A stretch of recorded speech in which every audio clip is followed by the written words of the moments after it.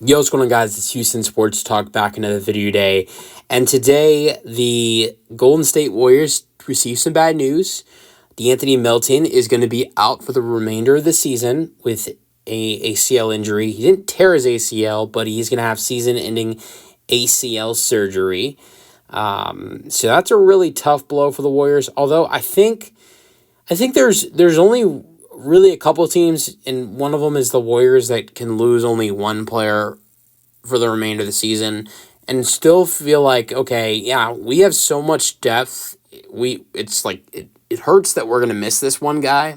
Don't want to see him gone, but it still feels like we'll be all right with how much depth we have. And you know, I hear a lot of people say the Warriors are 11-3, right? It's like a completely, it's like it's like a light switch between this team this year so far, 14 games in. You compare to last year, the Warriors are 11-3.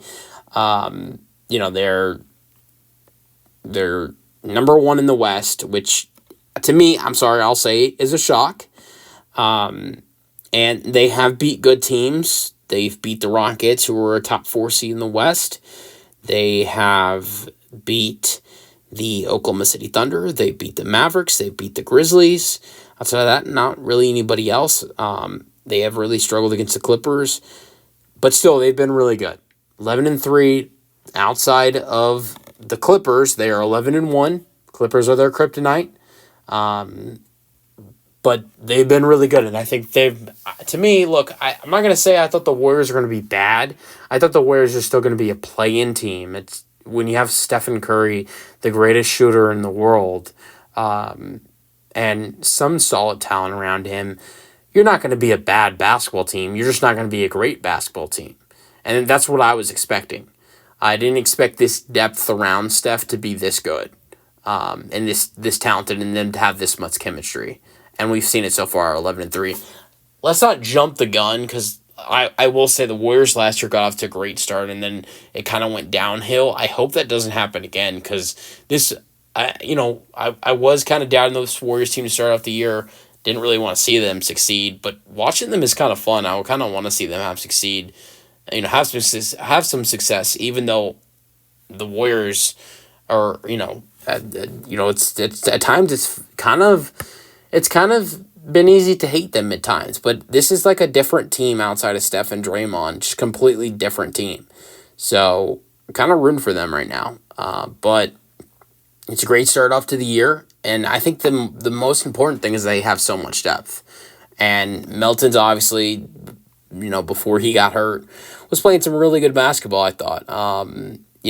In 6 games, he started in 20 minutes per game, averaged 10 points per game in those 6 games with 3 assists per game, was doing really good defensively, half a block per game, 1.2 steals per game, was really making a big impact on this team, was shooting really well from 3, 37%, which was higher than last year in Philadelphia. So I really thought he was having a good year with this Warriors team, and it's tough to lose him. But I feel like the thing that makes this team so good is their depth. Like, it's not Steph. Like, Steph is their best player. That's obvious. Like, Steph is not the reason they're better. I'm sorry, I'm going to say it. There's not a lot of people saying it. Steph is not the reason why they're a better basketball team than they were last year. Steph is playing basically the same amount, the same type of basketball he was playing last year or the year before. Steph's points per game has gone down a little bit, and his assists per game has gone up a little bit, and his 3-point percentage has gone up. So it's kind of like the same. His points have gone down, assists up, 3-point percentage up. Steph is playing good basketball. I'm not saying he's not. It's just like it's the same stuff we saw from Steph. Like, Steph played great basketball last year, just like he is this year, and the Warriors weren't that good last year. The reason why they are so much improved this year compared to last is their depth. Outside of Steph, you have Draymond, who, look, I know Draymond was on their team last year, but I think Draymond has been way more available this year than he has been in the past. You don't see Draymond getting teed up or ejected as much. I don't think Draymond's been ejected this year. I know I've seen him get teed up a couple of times, but he has not been ejected this year. So far, not suspended. That's a great thing. He missed almost 30 games last year to all of his terrible decisions. Buddy Hield, who's been an addition, has been great. I think Kyle Anderson, I watched the Hawks game tonight. He had a great game. He's another addition. Trace Jackson-Davis is done really well in his role. Kuminga's doing great. You have Kevin Looney. You have Moses Moody. You have Gary Payne II, Podziemski. Lindy Waters, a third, an addition that they traded a second-round pick for. Just killing it. I mean, I watched this kid tonight. He had a great game against the Hawks, and he's had other really good games. You obviously have Wiggins. So there's a lot of good depth on this team. And some added depth, like adding in Kyle Anderson, Buddy Hield, Lindy Waters, at the time, Melton. Unfortunately, you lose him.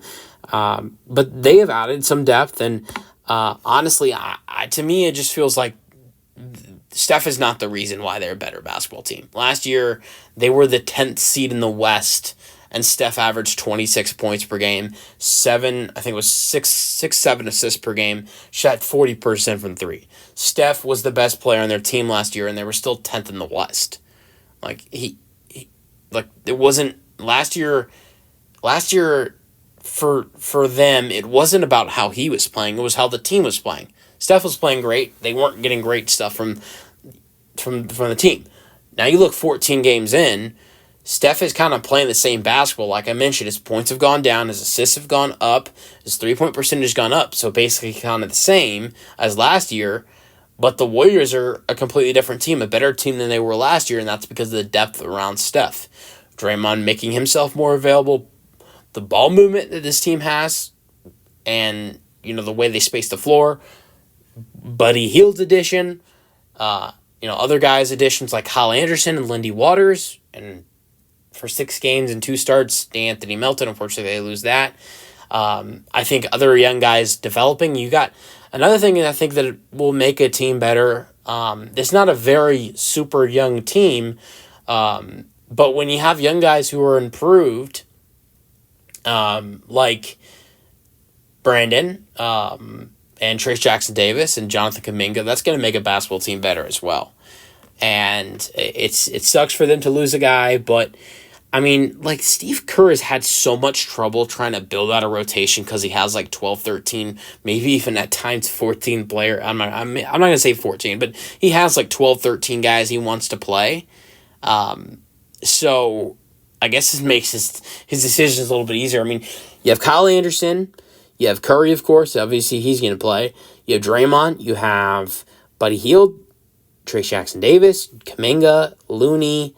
You have Melton, so count him. You have Moody, Payton, Brandon Podziemski, Lindy Waters, Wiggins. That's 13 guys. So remove Melton. There's still 12 guys who can qualify to get minutes on this team.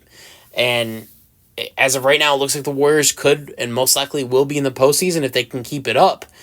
You got 12 guys who should be getting minutes in the postseason, or 12 minutes who should be getting minutes in the regular season right now. It's going to be hard to try to find, or try to pick 8 or 9 of those guys, or most likely 8 or 9 of those guys. You're not gonna you can't have a 12-man rotation in the playoffs. It's hard to have a 10-man rotation in the playoffs. So at the most, they're gonna have to cut out at least 2 of those players, if not 3 or 4, to lose minutes in the playoffs if they get there. So this is such a deep rotation. I think that's why this Melton loss doesn't completely kill them. It hurts, but it doesn't. It's not deathly to them.